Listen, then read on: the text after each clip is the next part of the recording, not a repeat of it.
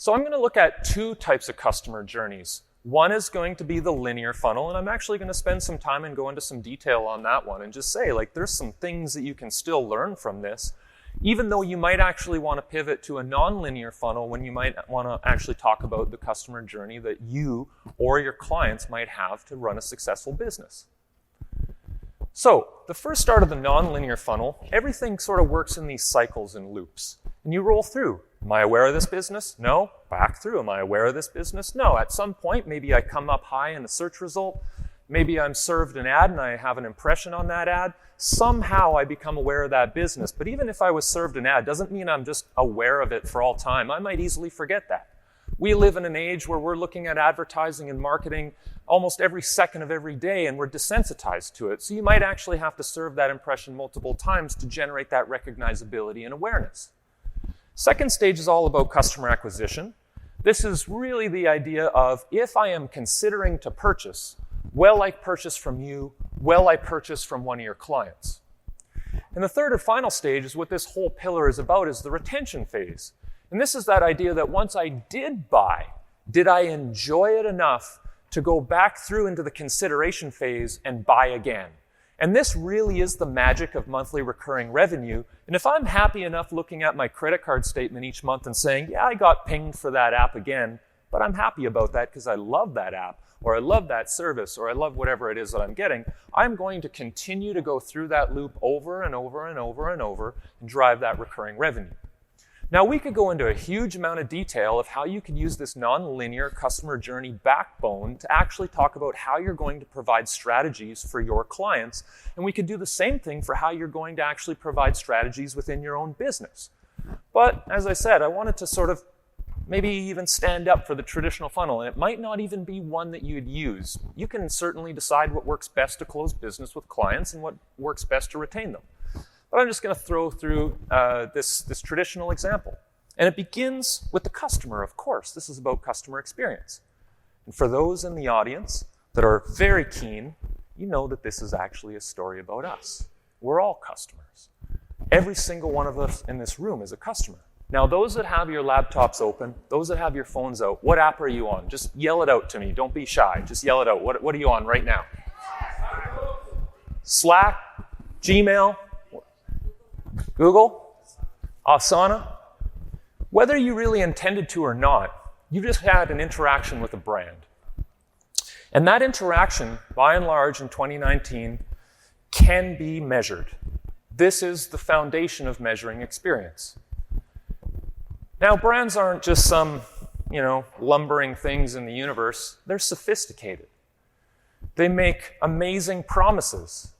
Hey, we are the absolute best at X, or we will help you solve this problem, or whatever it happens to be, to promise you that the experience that they're going to offer post-conversion is worth moving forward on.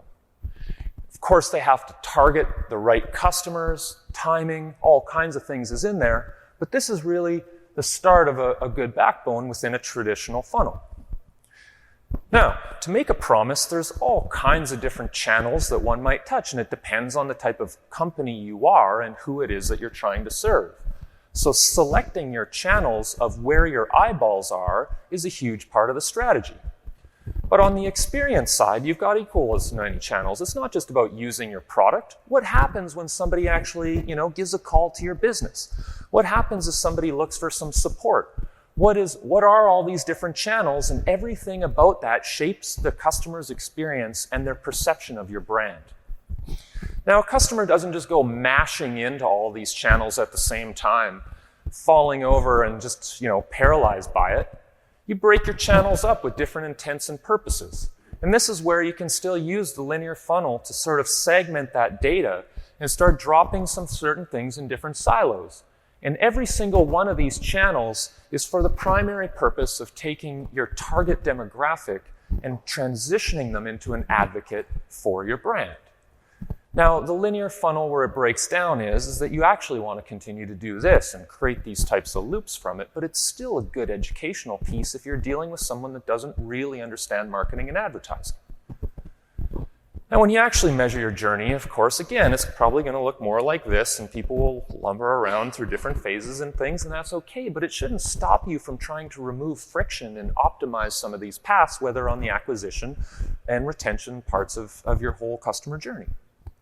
So, this is also a really good backbone for your statistics. It's your statistical crystal ball, and let me explain. So on the side, you've got your cost of customer acquisition, which Anna spend some time explaining, and you've got your lifetime value of a customer, you've got your CAC payback period, you've got the total number of impressions on an ad you just served, you've got your organic traffic, you've got your daily active and monthly active users, you've got your conversion rate, you've got your total addressable market, maybe even your serviceable obtainable market. You've got your net promoter score and the subset of that is the number of promoters rather than detractors. And we could keep going on this forever, but you get what I'm saying, where you can start talking about data in alignment to your customer journey, and it starts making sense, especially for designers or visual people like me that kind of need to see it rather than just hear all these different terms and data points.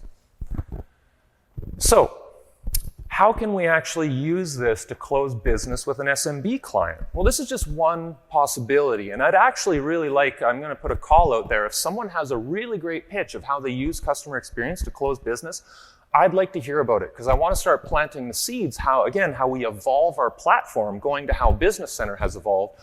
I'll be the person on the Vendasta side that is going to make that work for you, working with other leaders within the organization and designing out our products. So I want to know how you pitch and how you propose, because at some point we might be able to help you automate that. So let's talk about it right from the start. So you got this golden ticket. And so, you know what? What the heck? Let's run the darn thing. Let's build 50 snapshot campaigns. Let's use an automated email campaigning system. And let's get it out there. And lo and behold, out of that 50, we generated 6 hot leads. Fantastic. Let's have a look at the first one. Trim Barbershop. Now, Trim Barbershop isn't just a lead. Trim Barbershop is a person. This is Jacob Lee. He's the owner of this barbershop, and he just opened up this business 7 months ago. Now, his expertise, his craft, is to give really high-quality men's haircuts. He doesn't actually have a huge amount of knowledge of marketing and advertising, and he's certainly open to have somebody help him out because he's only 7 months in and he's barely recognizable on any channel at all. He'd really like your help. So you use your snapshot report to look for some statistical insights into how he's currently performing and what types of things you might propose to him that are solutions along the way. So one of those things that you might do is say, look, you're a new business. You have tons of missing listings on channels where customers that you might be targeting are missing. The second area is you also haven't been around very long and you've generated almost no customer reviews, meaning when somebody's actually looking for like the best barbershop or the most highly rated barbershop, you're just not there. It's affecting the early on trust that someone might have in your business before they've met you. Now, we did see statistically that the website performed well, but when we actually clicked in and have a look at it, it was just a bunch of galleries of men's haircuts, and there was a really poor call to action on the website. So you know what? It's a bit of an issue, but we can help with that too. Then we're going to switch modes here. We're moving into observe and listen mode. This is the statistical insights now shifting into the idea where we need to start having a conversation with this person. And when we talk to them, some people might say, I don't know why, but I see my competitors' ads on Instagram and I just want to be there. Something like that, right? But somebody else might come in and say, in Jacob's case, he's like, I don't even know what I want or what I should be doing. But as you start talking to him about his customer experience, you find out some important information. That he actually captures 75% of his customers' names and email when they come into his business. And that's something that we can use. But, oh, Jacob, you captured it on a paper ledger and it's 2019 and we're going to help you out with that too. So we've got some issue points here that we can help streamline customer experience for this client. So what are we going to do to put in some proposals here? Well, we're going to look at these statistical insights and how they might be affecting his customer experience, and we're actually going to put some things in place. So on his website, we're going to put in an appointment scheduling widget. That's going to be the new call to action. You can just make an appointment right then and there. That's going to help you because the galleries are great. You're trying to get people to book an appointment. We're also going to drop in some SEO, and you've heard all about that from Boostability and others over the course of this conference. Now I'm going to go in and I'm going to offer him a digital CRM. And we might even have a party and burn that paper ledger when we've got everything migrated into a digital space. Now, we're actually going to add a small friction point later in his customer's experience, a small friction point where we're going to ask that customer graciously to review that business. And it's a small friction point because it doesn't really provide the customer any value, but they'll do it anyways if they got really great service. And that friction point will actually come back earlier in the journey and say, you know what, by adding in some of those reviews, this is actually going to help new customers earn trust early on in the customer journey for your business.